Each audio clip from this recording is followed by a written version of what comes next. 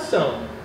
Os avós, eles adoram ver os netos aprenderem novas habilidades e palavras à medida que os seus netinhos crescem.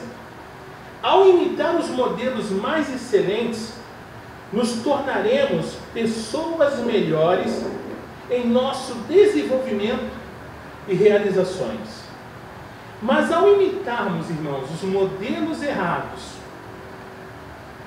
nós vamos prejudicar em muito a nossa vida e possivelmente vamos acabar com o nosso caráter. Os exemplos de vida que seguimos nos influenciam em todos os aspectos.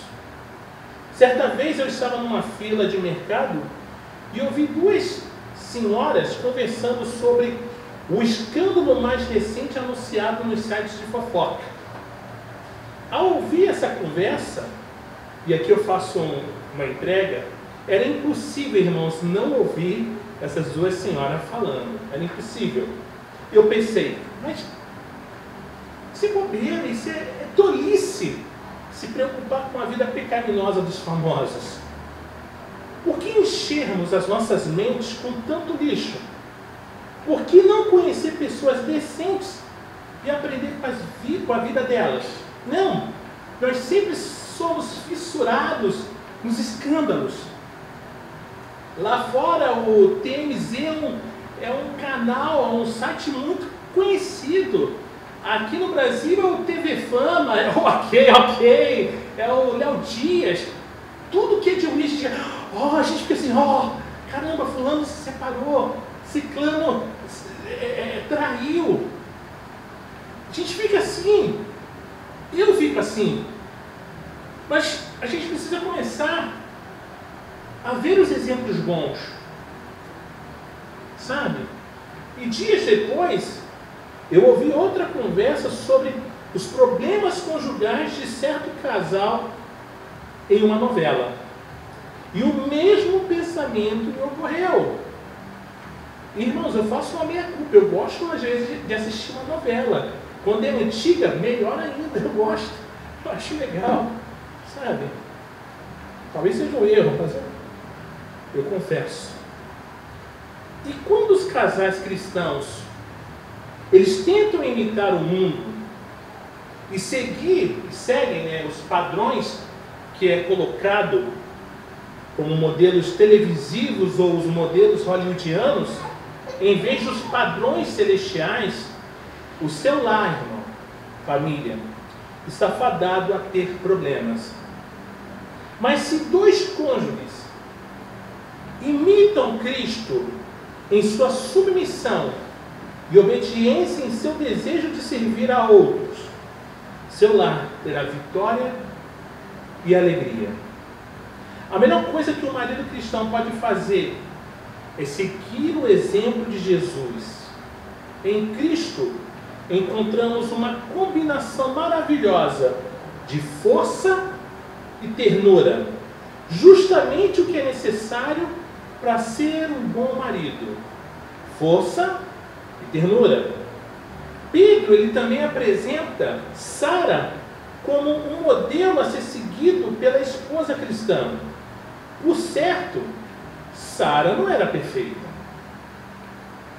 mas foi uma excelente ajudadora para Abraão e uma das poucas mulheres que tiveram o seu nome citado naquela lista das pessoas de fé em Hebreus 11. Uma vez eu estava com a Dedê nós estávamos aconselhando uma jovem que estava com problemas conjugais e observei que havia na casa desse casal várias revistas de fofoca, na mesinha de centro. E depois de ouvir os problemas da mulher, eu concluí que ela precisava seguir alguns exemplos e modelos bíblicos e deixar de seguir os exemplos que o mundo oferecia. Irmãos, é uma verdade, mas vale sempre recordarmos: ninguém pode seguir o exemplo de Cristo sem antes o conhecer como Salvador e então se sujeitar a Ele como Senhor. devemos investir tempo, cada dia mais, meditando sobre a palavra e orando. A esposa e o marido cristãos devem orar juntos e procurar se encorajar mutuamente na fé. Vamos ler novamente 1 Pedro, capítulo 3, dos versos 1 ao 6. Quero reforçar. Igualmente vocês, esposas, estejam sujeitas, cada uma a seu próprio marido, para que, se ele ainda não obedece à palavra, seja ganho sem palavra alguma, por meio da conduta de sua esposa. Ao observar o comportamento honesto e cheio de temor que vocês têm, que a beleza de vocês não seja exterior, como tranças nos cabelos, joias de ouro e vestidos finos, mas que ela esteja no ser interior, uma beleza permanente de um espírito manso e tranquilo, que é de grande valor diante de Deus. Pois foi assim também que no passado costumavam se enfeitar as santas mulheres que esperavam em Deus, estando cada qual sujeita a seu próprio marido. Foi o que fez Sara, que obedeceu a Abraão, chamando-o de Senhor, da qual vocês se tornaram filhas, praticando o bem e não temendo perturbação alguma. Gente bonita e fofa de Deus, em duas ocasiões, nesse parágrafo, o apóstolo Pedro, ele lembra as esposas cristãs que elas devem ser submissas aos maridos, né? Por exemplo, do verso 1 ao verso 5. A palavra traduzida por submissão é um termo militar que significa sob uma hierarquia. Deus tem um lugar para cada coisa e instituiu vários níveis de autoridade. Ele determinou que o marido deve ser o cabeça do lar e que, da mesma forma como ele deve se sujeitar a Cristo, a esposa deve se sujeitar a ele. Porém, contudo, hoje nós vemos uma militância feminista dizendo que não, as mulheres têm os mesmos direitos que os homens, que a mulher não tem que se submeter a um homem, porque isso é colocá-la como um ser rebaixado. Não é nada disso, irmãos. Não é nada disso. Mas essa falácia tem adentrado esses muros. E isso é um perigo. Isso é um perigo. Isso é um perigo. Essa liderança não é uma ditadura, mas sim o exercício da autoridade divina em amor sob o senhorio de Cristo. E Pedro nos dá 3 motivos pelos quais uma esposa cristã deve ser submissa ao marido, mesmo quando este não é salvo, como é o caso aqui que Pedro está falando. A submissão é uma obrigação. Deus, irmãos, ordenou-a porque, na sua sabedoria, conhece o melhor arranjo para um casamento feliz e realizador. Essa sujeição não significa que a esposa seja inferior ao marido. Na verdade, o verso 7 de 1 Pedro 3, Pedro deixa claro que o marido e a esposa são o quê? Justamente herdeiros.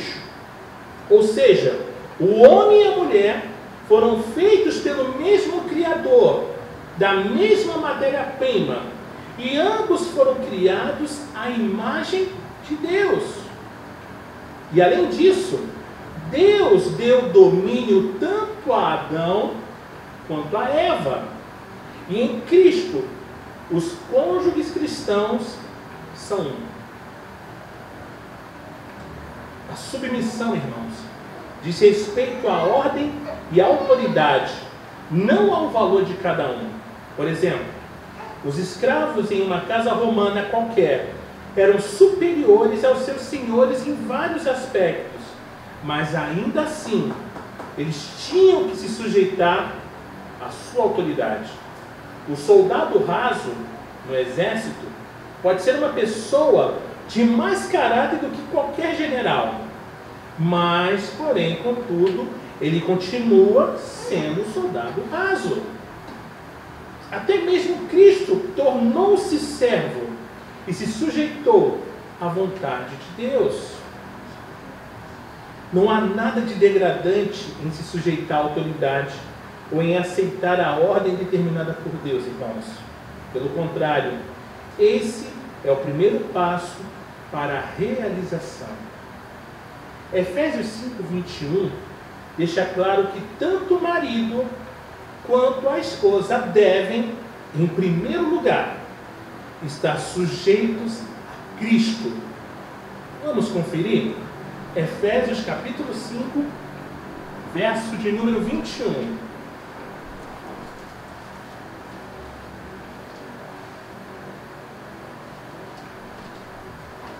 Efésios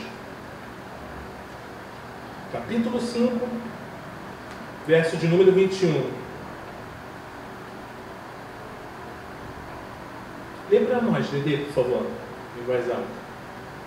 Sujeitem-se uns aos outros no temor de Cristo.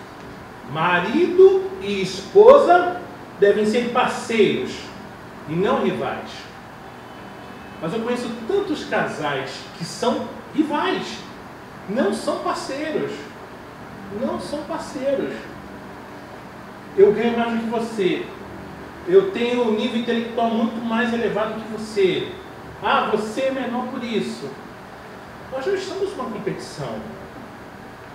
Lembre-se de que, de agora em diante, irmãos, não existe mais meu ou seu, mas apenas nosso.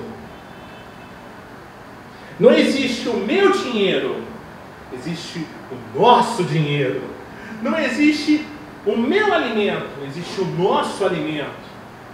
Isso é muito legal. Eu brinco muito com meu cunhado, né? A gente falando coisas de marido. Não, porque é injusto. Nós damos uma mesada para as nossas esposas, mas ainda assim elas utilizam o dinheiro que a gente tem. E minha esposa sempre fala, ele fala, não, mas isso aqui é mesmo.